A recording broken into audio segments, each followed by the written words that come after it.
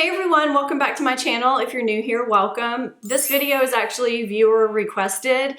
If you have been following my channel for any length of time, you probably know that I have rosacea and sensitive skin. I do talk about it in pretty much every skincare video I've ever done. I talk about it in a lot of my makeup videos too. Sometimes a product will cause that rosacea to flare up, but I don't think that I've ever talked about the fact that I have battled adult cystic acne as well. The two kind of go hand in hand in many aspects, so I wanted to include them in one video as I talk about what's worked for me. Because if I do things the way I know to do them, I don't have rosacea flare-ups. I don't ever get cystic acne anymore. And I've seen several videos from people where they've kind of discovered largely the same thing. So I wanted to share this with you. Before I get into it though, I do want to just give you the disclaimer. I am not a healthcare provider. It's always best to talk to your physician or your dermatologist before you do anything regarding your health or your skin or anything like that. This is just my experience and what has truly worked for me. I thought it was only appropriate to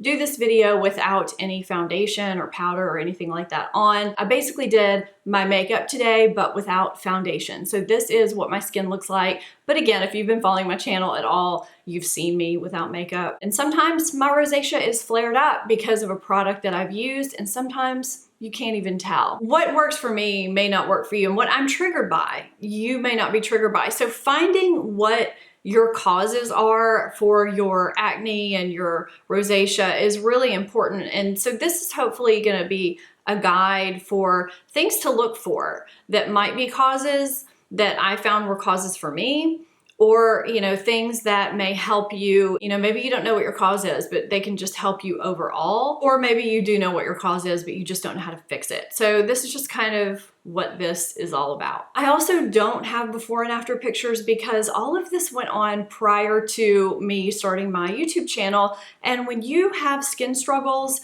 taking photos without makeup is just not at the top of your want list.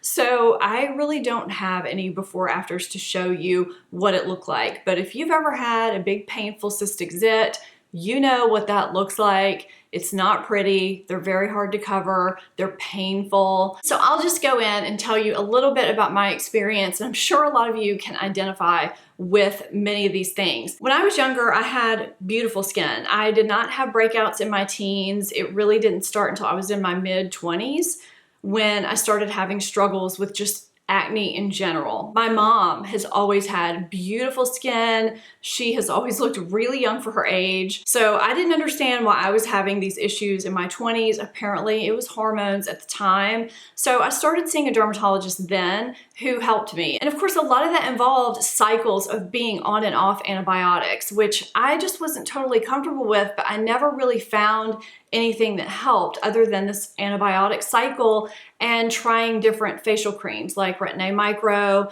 Tazerac, Differin Gel. The only one that my skin could really tolerate was Differin. We hadn't identified the rosacea component yet. It was probably my mid-30s. I went in to get another injection to reduce the swelling in a cystic zit. And I asked her about these little bumps on my face. I had some redness, which is odd for me because I don't have any natural flushing in my skin at all. I need blush. I'm just one of those people. I just am the same skin color on my face.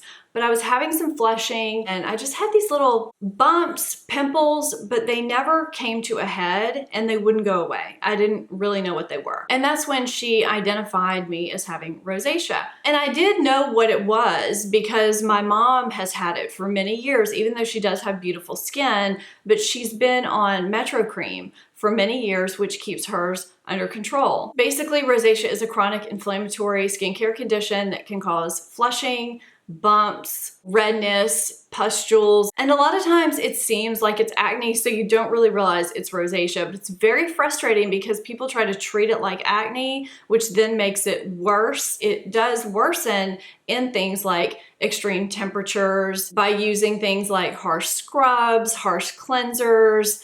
A lot of the acne treatments like salicylic acid, glycolic acid, which is good for anti-aging, sun exposure. There's so many things that people do on a day-to-day basis, like eating spicy foods or drinking coffee, that can really exacerbate the rosacea. Now, antibiotics are prescribed for rosacea too when you have a flare-up, not because it's a bacterial condition, but because antibiotics can help with inflammation. So they help decrease that inflammation to get it under control, while the cream that you're put on can start doing its work, and hopefully that will even everything out.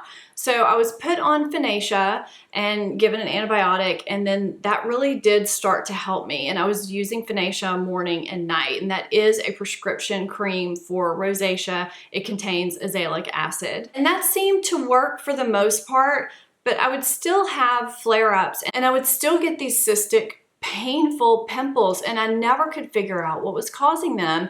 And I would have to go in periodically and get them injected because they never would go down on their own, or I would think they would go down, but then they would get inflamed again and swell up again. So I would go in, get an injection, it would decrease in size and eventually go away. But without getting those injections, those bumps could stay around for a month. They're notoriously resistant. And supposedly anything around your jawline, the lower half of your face, is supposed to be hormonal. So that's what I thought at the time. So that's the basic information and the background and my story of what I've dealt with. So now I want to tell you what I have identified as being key for me in eliminating or controlling, I guess is a better term, my rosacea and my cystic adult acne. So we can get into that now.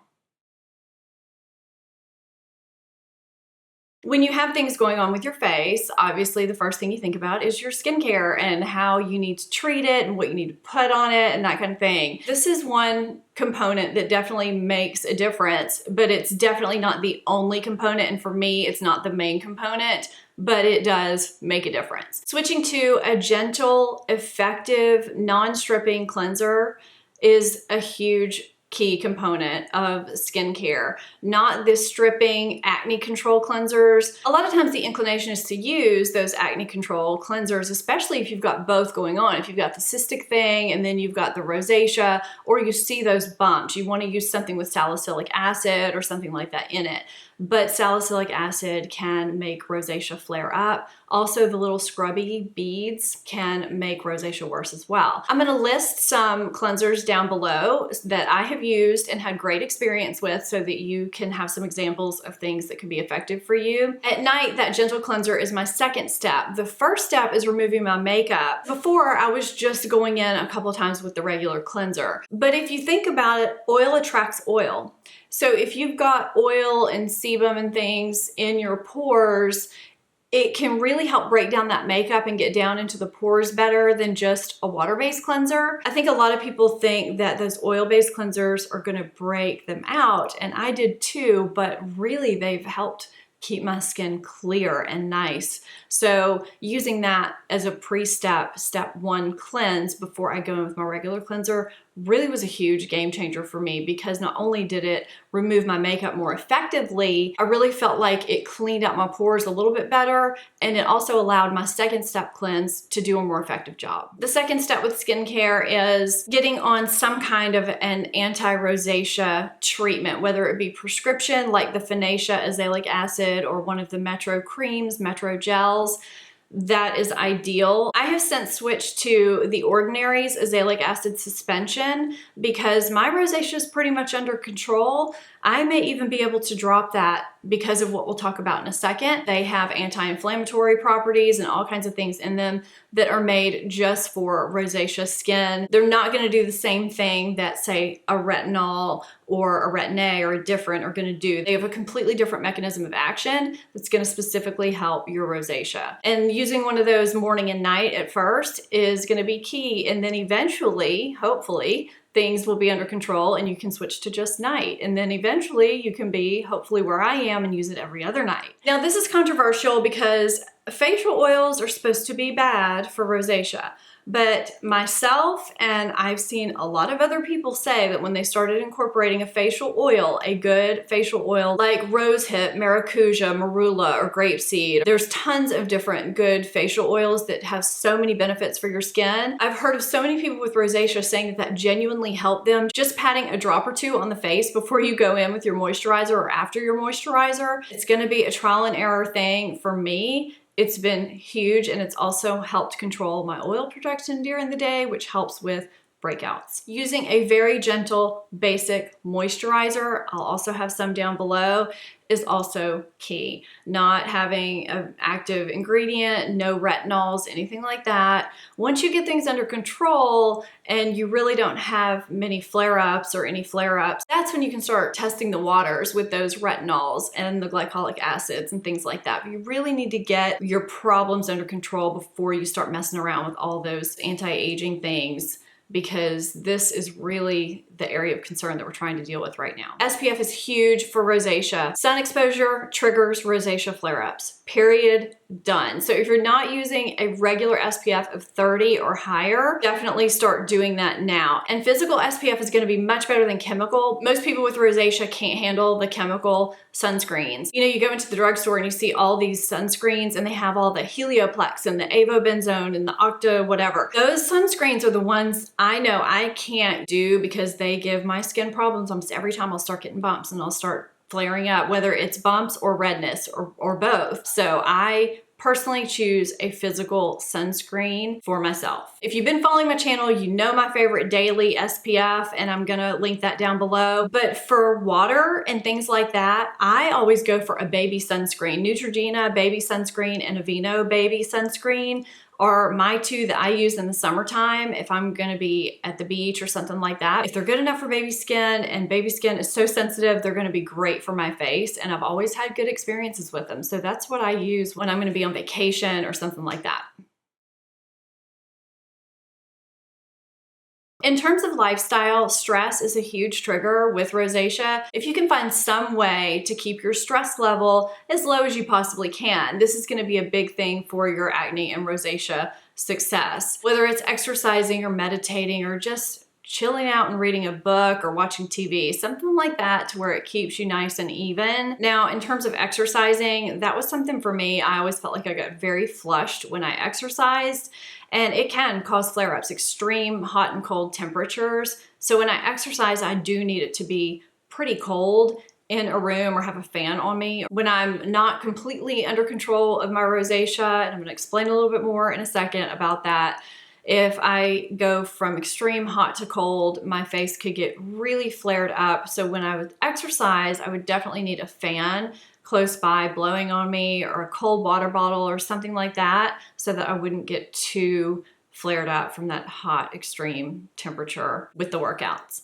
This is a big one that I feel like most dermatologists never talk about, never want to tackle. I don't know why. I feel like I have a pretty darn good dermatologist, but for some reason, diet never came up. Never, ever, ever. The last suggestion that we talked about at my last 2 visits when I kept coming back in to get injected was to be put on a low dose Accutane. I just did not want to do that. I know tons of people do it. There was something that I just could not bring myself to do it. We talked earlier about the cycle of antibiotics and acne and rosacea, and it's a cycle, and a lot of times you can become resistant to those antibiotics and they can mess up your gut. In a nutshell, your skin is the largest organ that you have. It's also an elimination organ, and if your gut health is not in check, your skin is gonna show it, and things are gonna come out through your skin. So you really need to take care of everything from not only the outside, but from the inside too. And this is what I found out to be the key component for me. And I've seen this with a ton of people as well. So to not bring this up in a rosacea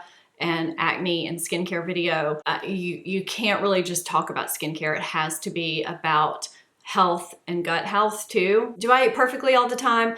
No, of course not. It's not realistic. But when I don't, I do feel the effects every single time when I either try a product that has something in it that flares me up because I try a ton of products, or I eat something that I know is going to affect me. And now I know what my trigger is. I said earlier that rosacea is a chronic inflammatory skin condition. Inflammation in the body is a huge problem. And there's certain foods and groups of foods that cause inflammation to just keep building up and keep building up in the body. Gluten and wheat and refined carbs, refined sugars, and dairy. A lot of people are affected by coffee. I'm not. I can have coffee every single day. It does not affect my rosacea whatsoever. I found that when I purge these from my body and ate really healthy, basically lean proteins, good fats, vegetables, fruits, that kind of thing, my skin is perfect. I figured out I was eating certain things and my skin and my stomach would be greatly affected by it. It caused me to visit my friend who's a gastro to see if I was actually celiac. Again, it was certain foods. We did a lot of testing, fructose, lactose, allergy testing, all kinds of things, and nothing really showed up. And then we did a 6-week, I think, diet called FODMAPs, which was hugely beneficial for me. In a nutshell, what FODMAPs is a several week long elimination diet,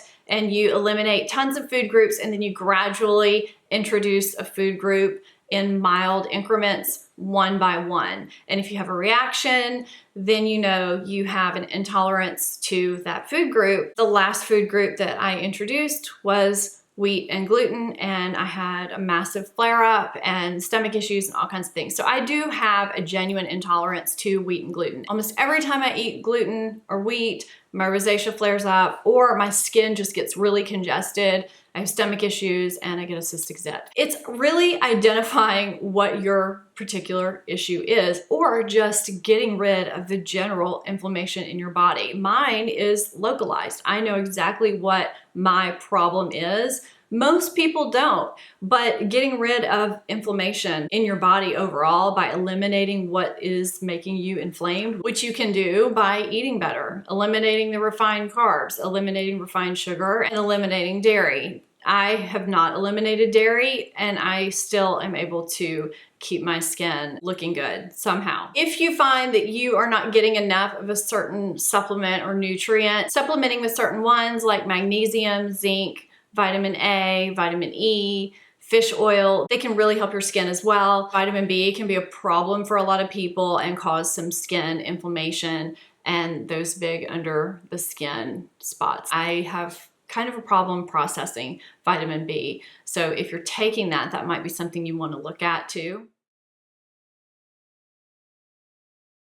So that's pretty much the skincare and the lifestyle portion. Now, if you're having some kind of a flare-up, obviously you want to cover it the best way you can. They have green color correctors out that can help with the redness. I'll link some things down below. There's also some redness products that can help that are specifically for skin redness. It Cosmetics makes some redness relief products. Color Science makes a product that you can put on either by itself or underneath makeup that helps with redness. Mineral makeup is a great thing to wear. Concealing while allowing your skin to be able to breathe is key. You just don't want to be clogging everything up. Finding things that are good for sensitive skin, foundations for sensitive skin. And again, I'll link some product options down below because if you do have some redness or some bumps going on, you do want to be able to cover them in an effective way. I do understand that. I have struggled with that myself. Let me know if you'd be interested in a top 5 foundations for sensitive skin and maybe primers as well. And I can share with you what's worked for me. And again, one does not suit all, but I can at least share with you my top products that I like for my sensitive skin. These are things, again, that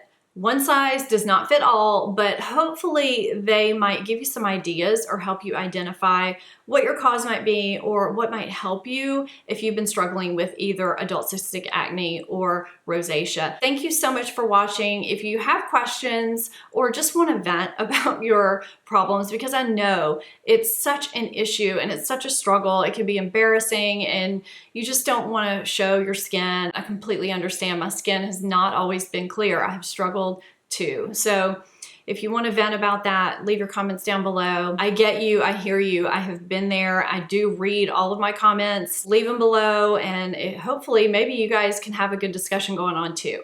Thank you so much for watching. I will put my social media channels, Instagram, Facebook, Twitter, Snapchat. If you're not following me on those social media platforms, go follow me over there, join the community. And if you're not subscribed over here, please hit that subscribe button. I'd love to have you as part of the family. Thank you so much. I'll see you next time. Bye-bye.